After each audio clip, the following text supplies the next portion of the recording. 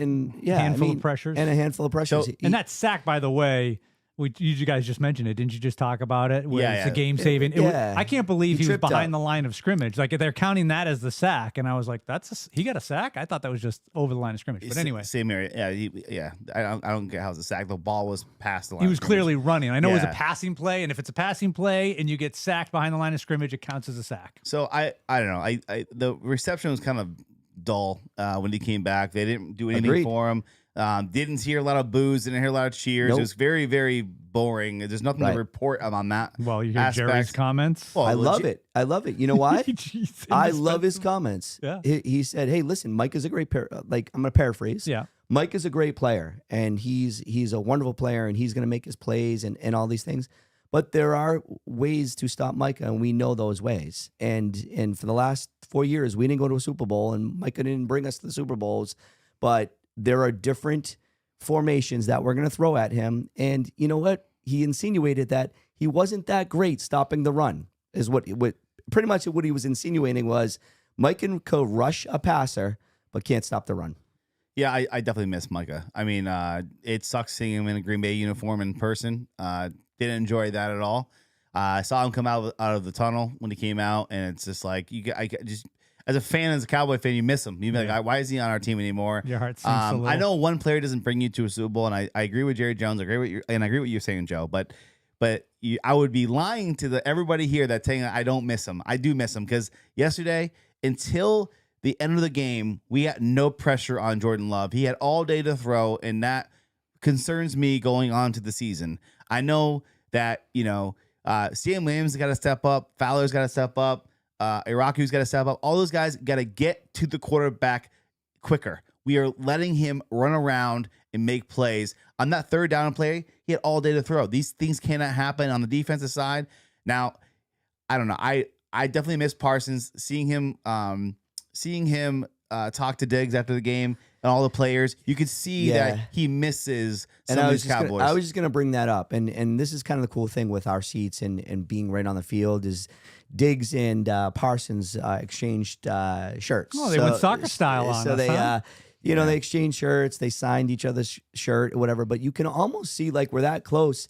You can almost see how these multi-million-dollar players are still kids at a certain point in time, because you could see the hurt and the sadness that these guys have been best friends. The collective group with Dak.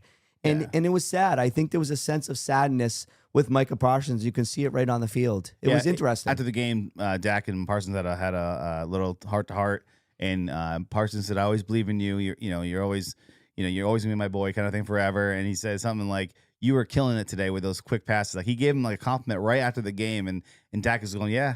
He's like, because Dak knew that he only has so much time to throw. All the great quarterbacks you could name, Aaron Rodgers, Peyton Manning, Tom Brady, all those guys get rid of the ball within 2 seconds of. They hike the ball, they look back, have 2 seconds to throw, they throw it. They don't hold on to the ball. When you hold on to the ball, that's when all the trouble happens. Well, we said this from day one. Tom Brady, one of the greatest quarterbacks in the world, 3 to 5 yards. Within a second or two, getting the ball out and won 7 Super Bowls on it. So that's how you do it. So Stratty's game plan worked. Yeah. They knew what they had to do. Correct. They didn't let Parsons ruin the game. Yeah. Well, and one thing Jerry did not imply, he just flat out said Dak was indispensable, I believe was the word he used, and Micah was not. Well, so there was kind words between the players. There wasn't kind words necessarily out there put by Jerry Jones. You know something, Scotty? I think you're going to see within a few weeks, Micah Parsons fires his agent. You heard it here first. Okay. Yeah. I said this to JP on the flight home today. I said he's going to fire his agent. I think he knows that he messed up. He should have took his $200 million and bet upon the Dallas Cowboys. He didn't. He wanted another $18 million. Imagine that. You get a guy an extra $18 million and you get fired for it. Yeah. No, thank you. Yeah. I think Jerry's right with his statement, though. I think a he's quarterback in the NFL is way more important than a defensive end. All right, we don't have time for that to get into whether Dak should be the highest face of the paid franchise. Oh my God, He was.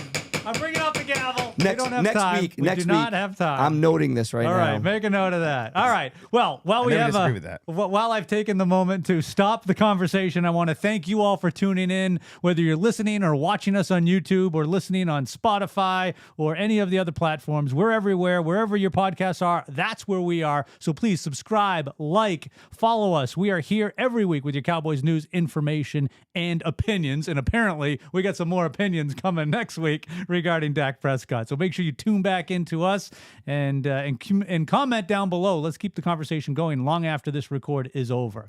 All right. Well, we got a few minutes here, so let's talk a little bit more about your personal experience. We've touched on it just about the game and you're being in the stadium, but you did way more than just watch a 3.5, 4 hour football game that went into overtime and ended in a tie. So awesome. So we get to our seat. We're at the Stadium Club. We get start on Saturday first. Oh God, I don't think we have time. We don't have time.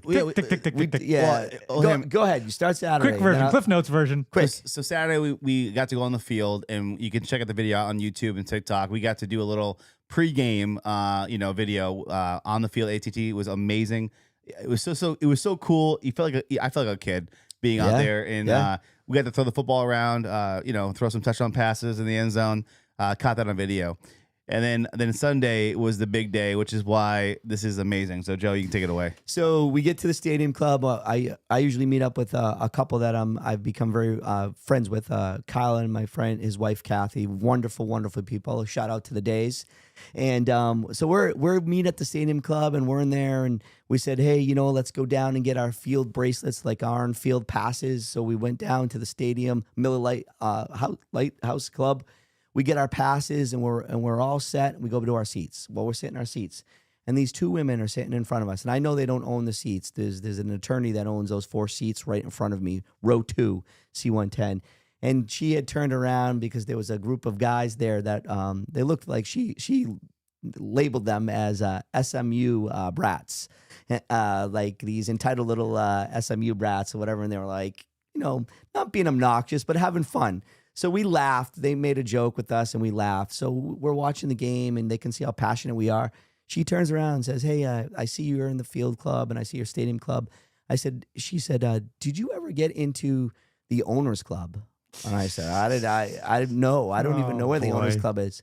She said, well, I have 2 tickets. I'd love to bring you guys, my friend and I would love to bring you guys into the Owners Club to check it out. I would hate to see these go to waste. So halftime, fast forward, we get up, we go to the Owners Club. We're in the Owners Club. Literally, this is where at halftime you went to the Owners Club. Yes, all the family of the players, all the coaches' wives, ex-players. Did you ever find out what the relationship was that these women had with either family or owners? Yeah, so I asked her. She is a client of the attorney that owns the seat. So she gets tickets from him, on a handful of occasions or whatever. So you think the Owners Club was his tickets? Yes. No doubt. Okay. Yep. No doubt. And there's actors in there. Lil Wayne was there.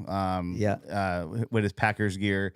It was very, very, very cool. And then in that moment where we're there, we're hanging out with them and having some drinks, watching the game on the TVs, like these huge TVs to watch the game on. Everson Walls walks behind us, which we met him. You met him multiple times. I met him one time at an autograph signing, and I turned to Joe. I'm like, "That's Everson Walls." And one of the people like, "Why don't you go say hi to him?" And I'm like, "Really?" Like it's like I feel like it's kind of weird to interrupt. Can I do that? So I did. So yeah, Joe went over there and said hi, and we ended up talking to Everson Walls throughout the whole second half. Wow. Talking about just football, his career, the Cowboys, and it was such a cool experience. And he wasn't the only ex-player there, but he's the most humble guy. So shout out to Everson Walls. You belong in the Ring of Honor. Yeah. So and he's and you guys helmet back there, right? Next week I will find out which one he is on my list and point him out. Bring him out. We'll put him right on the front of the desk. Yeah, right? But you know what? Like to echo what JP said. Like I walked up to him as I can talk to anybody.